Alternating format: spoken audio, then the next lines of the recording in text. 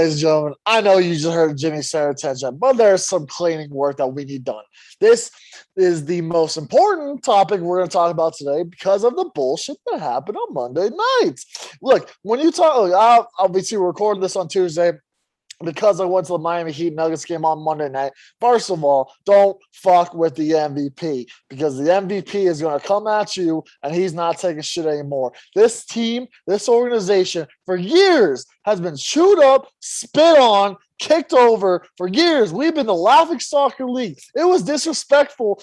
We got disrespect for wearing Nuggets gear. It wasn't cool. This team was terrible. We got shit on everything. And now, guess what? We ain't taking shit no more. No, we ain't. We're fighting back. You want to sucker punch the MVP? You're going to get got. It's going to happen. You're going to have to deal with the actions of your consequences. And for all the people that think, well, it's just because that it's the MVP that he hit him in the back. First of all, you're soft. You hard foul like that, and you think you're going to turn your back and nothing's going to happen?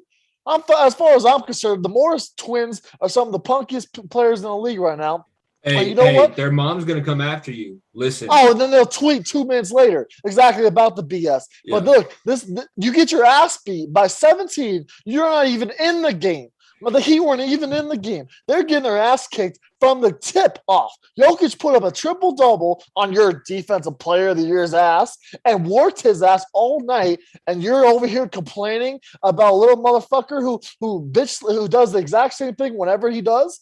And look, Jokic, don't get me wrong, Jokic shouldn't have pushed him. I'm not gonna defend that. He shouldn't have pushed him, and he overreacted. But at the same time, we're not playing the Markieff Morris fucking guilty card in this podcast and in this city. You are gonna take what you fucking deserve, and you're gonna fucking eat what you get.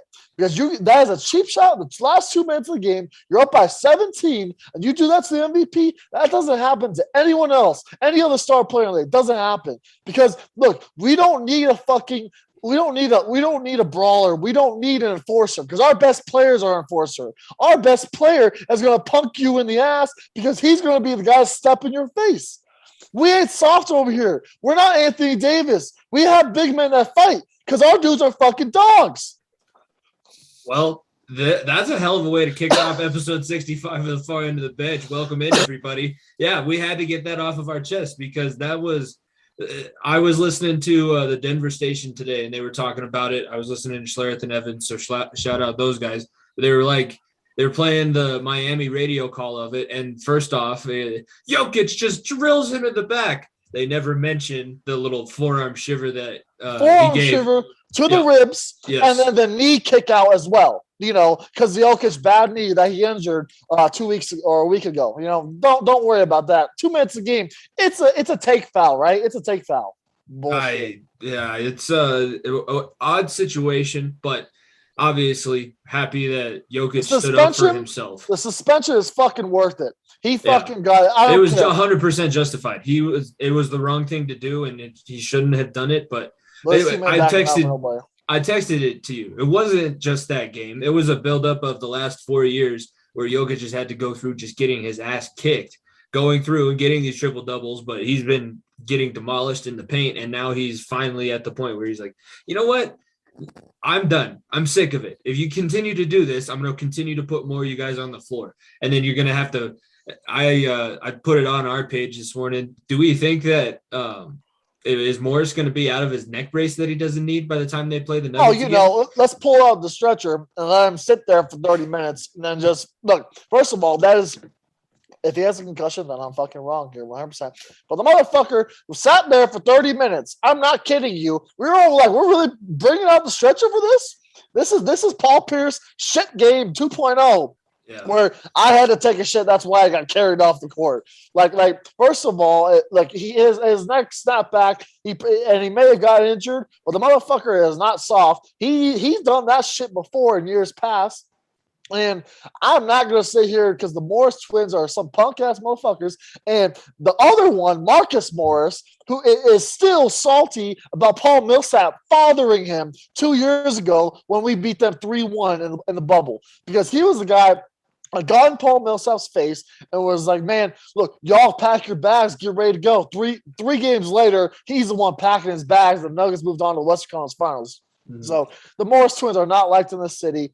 I'm just, look, November 29th, circle it, put a star next to it, whatever you can, because that game is going to be fireworks when we play the Heat again. And look, I'm sick and tired. Look, you want to talk about Heat culture? Last time I checked, the Heat culture, you don't turn your back to a fight.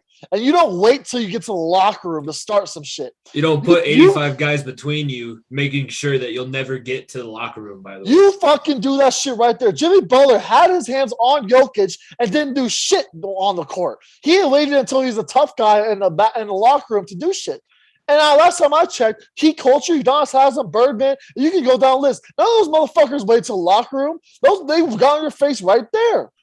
Yeah. You're getting your ass kicked by 17, by double digits the whole game. You weren't even in the game. This is what's going to happen. It was biggest check landed in Ball Arena so far is Nikola Jokic, and I'm going to stick to that until the Avalanche get themselves back on track. That was an interesting weekend for you. I had a little bit of an interesting weekend as well. Hopefully you guys do see that. I don't know if you'll be seeing that on YouTube, but I do have another Super Bowl trophy. They changed the color, which is weird. Which is very weird, yeah.